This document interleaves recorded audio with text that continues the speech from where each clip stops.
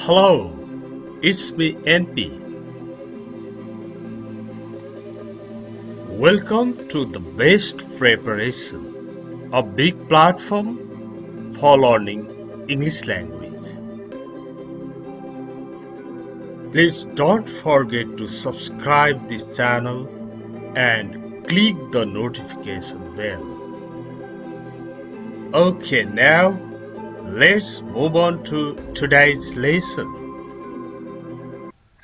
Now, let's see some common sentences based on our daily life. Okay? First sentence. Let's catch up. Let's catch up. भन्यो तपाईलाई कसैले तपाईले बुझ्नु पर्यो Let's meet and talk. Okay? Let's meet and talk. Let's catch up भनेको Let's meet and talk भनेको हो भेटेर कुरा गरौँ न भनेको तपाईले सर्ट कन्भर्सेसन गर्नुभयो सर्ट कुरा गर्नुभयो कसैसँग तपाई अलि हतारमा हुनुहुन्थ्यो त्यसबेला ओके लेट्स क्याच अप भनेर छोड्न सक्नुहुन्छ कुराकानीको अन्त्यमा पनि लेट्स क्याच अप भन्ने चलन छ ओके लेट्स क्याच अप को बारेमा कुरा बुझ्नु भयो अब नेक्स्ट फेरि कहिलेकाहीँ कसैले भन्छ इट डजन्ट म्याटर यसले केही फरक पार्दैन इट डजन्ट म्याटर यो इट डजन्ट म्याटर चाहिँ अनप्लिजिङ खालको अलि अप्ठ्यारो अलि केही समस्या भइरहेको बेला मान्छेले it doesn't matter it's not so important त्यस्तो इम्पोर्टेन्ट छैन यसले खासै केही फरक पार्दैन छोड्दिउँ leave it it doesn't matter यसले केही फरक पार्दैन it doesn't matter not important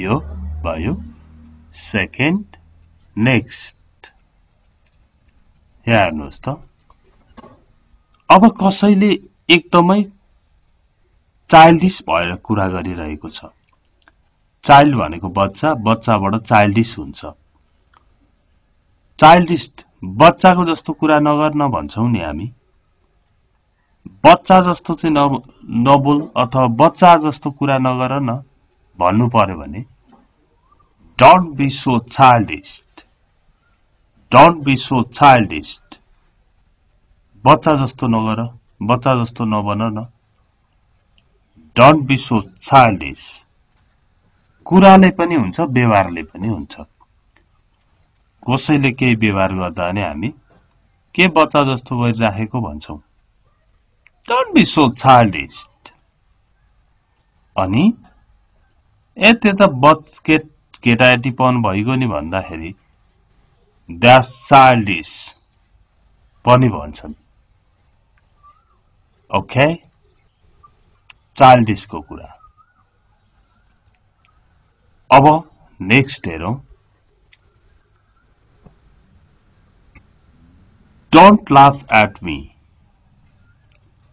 मलाई खिसी गरेर नहाँस यो लाफ मात्र भनेको हाँस्नु भयो स्माइल गर्नुलाई मुस्कुराउनु भनिन्छ लाफ भनेको आवाज निकालेर हाँस्ने काम हो होइन त्यस्तै रुनुमा पनि विप भनेको सुक रुनु हो क्राई भनेको जोडले रुनु हो त्यस्तै लाफमा पनि स्माइल भनेको स्माइलिङ गर्नु मुस्कुराउनु हो तर लाफ भनेको हाँस्नु हो अनि यसमा एड जोडिएर यो भन्दा अघिल्लो लेसनमा 50 भन्दा बढी हामीले फ्रेजल वर्ब्सहरु पढ्यौं। त्यसमा हामीलाई थाहा भएको छ कि फ्रेजल वर्बको मिनिङ एक्स्ट्रा हुन्छ, एकदम एक्स्ट्रा मिनिङ लाग्छ। लाफ भनेको त राम्रै कुरा हो, तर एड जोडेपछि चाहिँ हाँस्न त हाँस्नु, तर खिसी गरेर, कसैलाई खिसी गरेर हाँस्ने कामलाई लाफ एट भनेर भनिन्छ। अब कसैले खिसी गरेर हाँस्यो, don't laugh at me, or why are you laughing at me? किन मलाई खिसी गरेर हाँसिरहेको छौ? अरूलाई खिसी गरेर हाँस्यो भने पनि डोन्ट लाफ एट अदर्स, अरूलाई खिसी गरेर हेलाहोचो गरेर नहाँस भन्ने काम हो।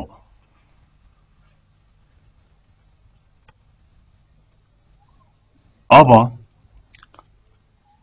त्यसपछि आयो इन्सल्ट भन्ने वर्ड सिकाउन खोजिएको छ। इन्सल्ट गर्नु भनेको अपमान गर्नु हो। इन्सल्ट गर्नु, इग्नोर गर्नु भनेको अर्कै कुरा हो, बेवास्ता गर्नु। इन्सल्ट गर्नु भनेको चाहिँ अपमान गर्नु। डोन्ट इन्सल्ट अदर्स, अरूलाई अपमान नगर। You are like this, you can't do anything else. दुनिया थोक भनेर नभन्ने। Don't insult others. Okay? Insult भन्ने शब्द सिक्नु पर्यो। यसरी सेन्टेन्समा शब्द सिक्ने कामले लामो समयसम्म सम्झिरहन्छ। Learn to respect others. यो सिक, के गर्न सिक? टु रेस्पेक्ट, सम्मान गर्न। टु रेस्पेक्ट भन्ने बित्तिकै सम्मान गर्न। टु प्लस भगवानले न भन्ने शब्द ल्याउँछ। टु इट भन्यो भने खान, टु हेल्प भन्यो भने सहयोग गर्न, टु रेस्पेक्ट भन्यो भने सम्मान गर्न। लर्न टु रेस्पेक्ट अदर्स, अरूलाई सम्मान गर्न सिक। यो जानेको मान्छेले आवश्यक पर्या मान्छेहरूलाई सहयोग गर्न सिक भन्दा learn to help, learn to support the needy person, यसरी बनाउन सक्छ। Okay, learn to support the helpless, असहायहरूलाई सपोर्ट गर्न सिक भनेको हो। अनि यो लर्न टु हटाएर रेस्पेक्ट अदर्स, अरूलाई सम्मान गर। रेस्पेक्ट द सिनियर्स, ठूला बडालाई सम्मान गर, यसरी बनाइछ। त्यसपछि अब यहाँनेरि don't depend on others. Depend on भनेको मा निर्भर हुनु। डिपेन्ड अन भनेको मा निर्भर हुनु। हाम्रो परिवार बुवाको स्यालेरीमा डिपेन्ड गर्छ, निर्भर छ भन्नु पर्यो भने our family depends on our father's salary, our father's income. Okay, depend on मा निर्भर गर्नु। डोन्ट डिपेन्ड अन अदर्स, अरूमा निर्भर नहौ, पर निर्भर नहौ। ओके,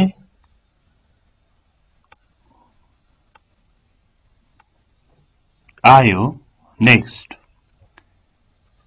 कसैलाई तपाईले प्रेरित गर्नु पर्यो। Start learning, join the class, class join गर, सिक्न सुरु गर। किन? It's never late to learn, सिक्नलाई कहिल्यै ढिलो हुँदैन। It's never late to learn, सिक्नलाई कहिल्यै ढिलो हुँदैन। You can start to learn something in any age. It's never late to learn. सिक्न कहिले पनि ढिलो हुँदैन. Okay, next. Don't undervalue yourself. Undervalue गर्नु भनेको भ्यालु गर्नु भनेको मूल्य दिनु हो, राम्रो मान्नु हो. Undervalue गर्नु भनेको अंडर एस्टिमेट गर्नु भन्ने कुरा थाहा छ. त्यही अंडर एस्टिमेट गर्नु हो अंडरभ्यालु गर्नु भनेको. Don't undervalue yourself. आफूलाई अवमूल्यन नगर.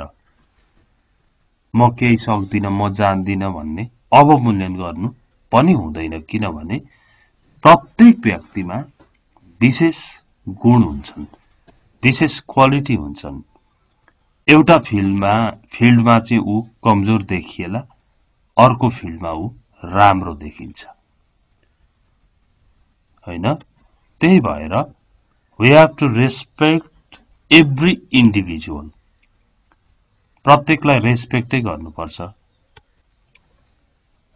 यहाँ हेर्नुहोस् त. Don't live for tomorrow what you can do today. Don't live for tomorrow. भोलिलाई भनेर नछोड अरे. What you can do today. जुन आज गर्न सक्छौ, जे आज गर्न सक्छौ, जे भन्नु जुन भन्दा नि जे भने पनि हुन्छ है यहाँनेरि. तपाई जे आज गर्न सक्नुहुन्छ नि, भोलिलाई नछोड्नुहोस् अरे कहिले पनि. Don't live for tomorrow what you can do today. Okay?